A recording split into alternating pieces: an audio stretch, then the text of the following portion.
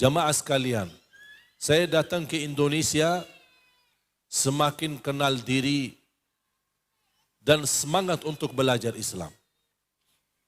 Karena jujur saja selama saya berada di Madinah, kami mempandangi cuma satu mazhab. Satu perilaku. Gerakan salatnya, Jumatnya, apa macam-macam semua aktivitas ibadahnya. Tidak ada perbedaan. Semua sama.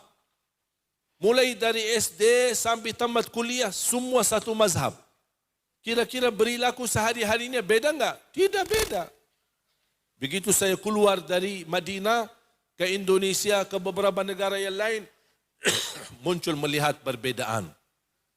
Membuat saya bertanya, apakah selama ini saya benar, yang lain salah, atau saya belum belajar? Ternyata saya menemukan jawabannya, saya belum belajar. Bukan saya yang benar, yang lain salah. Tapi saya belum belajar pandangan yang lain. Saya belum belajar mazhab yang lain. Saya belum belajar pendapat ulama yang lain. Makanya membuat saya semangat belajar. Dan semakin banyak belajar, semakin kenal diri bodoh. Ternyata selama ini belum apa-apa. Salah satu persoalan, saya baca soal jamak kasar. Kapan boleh jamak, tidak boleh kasar? Kapan boleh kasar, tidak boleh jamak? Kapan boleh jamak dan kasar? Saya menemukan lebih dari 42 berbeda pendapat antara ulama. Berarti kalau ada 42 orang, masing-masing mengikuti satu pendapat, semuanya benar. Itu menunjukkan apa? Bukan Islam kita tidak konsisten, tidak satu arah. Justru menunjukkan kekayaan ilmu di dalam agama kita. Dan semakin luas memahami isi agama kita. Termasuk cara berdakwah. Cara berdakwah di Indonesia beda dengan cara berdakwah kita di Tanah Suci, di Makkah, di Madinah. Mengapa berbeda dakwah? Karena kondisi dan keadaan. Imam Syafi'i punya dua mazhab. Ini kan di Indonesia semua ikut mazhab Imam Syafi'i. Pengikut Imam mazhab Syafi'i. Tapi mohon maaf kalau saya tanya secara jujur dan anda jawab di hati masing-masing. Anda mengikut mazhab Imam Syafi'i. Tapi anda sendiri sudah belajar mazhab Imam Syafi'i sendiri atau belum? Belum kan? Cuma sudah menjadi kebiasaan. Kenapa kamu begini? Kan mazhab Syafi'i. Padahal belum tentu. Belum tentu. Imam Syafi'i sendiri, dan sudah ada bukunya, tapi saya belum tahu apakah ada bahasa Indonesia. Mudah-mudahan ada bahasa Indonesia. Apa judul bukunya? Imam Syafi'i wa madhabuhul qadim wa madhabuhul jadid. Imam Syafi'i dengan mazhab lama dan mazhab baru. Ternyata Imam Syafi'i sendiri punya dua pendapat. Punya dua mazhab. Ketika berada di Irak, kehidupan di Irak dengan lingkungan masyarakat di Irak, dan ketika dia berhijrah dan berpindah ke Mesir, melihat berbeda. Akhirnya muncul berbeda pandangan, berbeda pendapat. Makanya mazhab Irak beda sama mazhab di Mesir.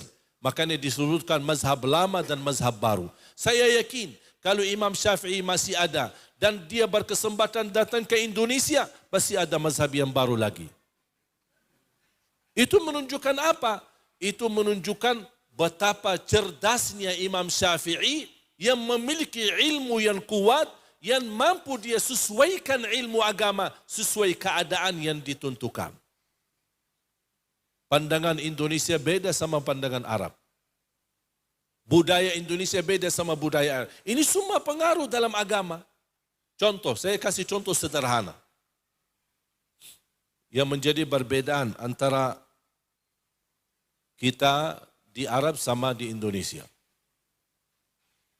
Di sini kalau di Indonesia kebiasaan menghormati para habaib dan ulama.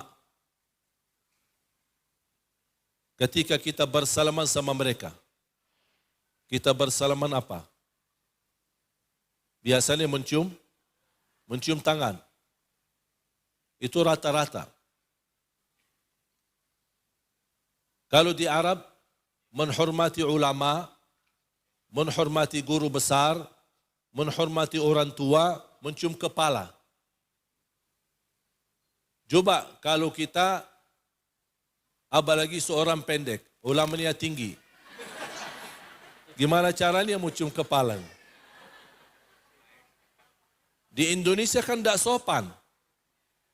Apalagi orang yang lebih tua dari kita. Kita megang kepalanya kan tidak sopan. Betul kan? Saya kalau ke salon cukur, buat cukur kepala, aduh, minta ampun deh.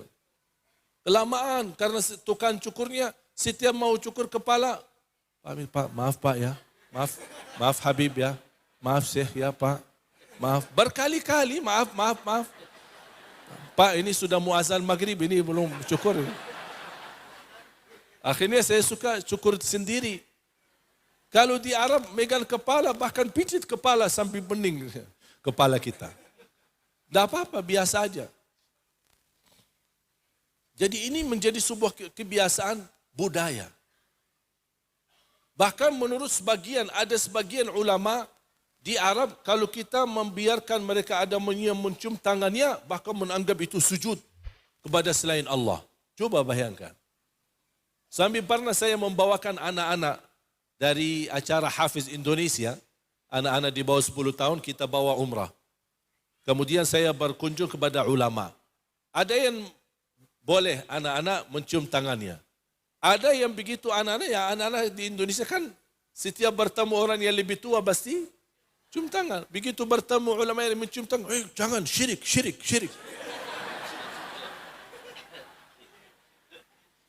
Alhamdulillah anak-anak dah ngerti bahasa Arab kan? Dia anak-anak tanya, apa itu syir? Saya bilang syir. Maksudnya sana gitu.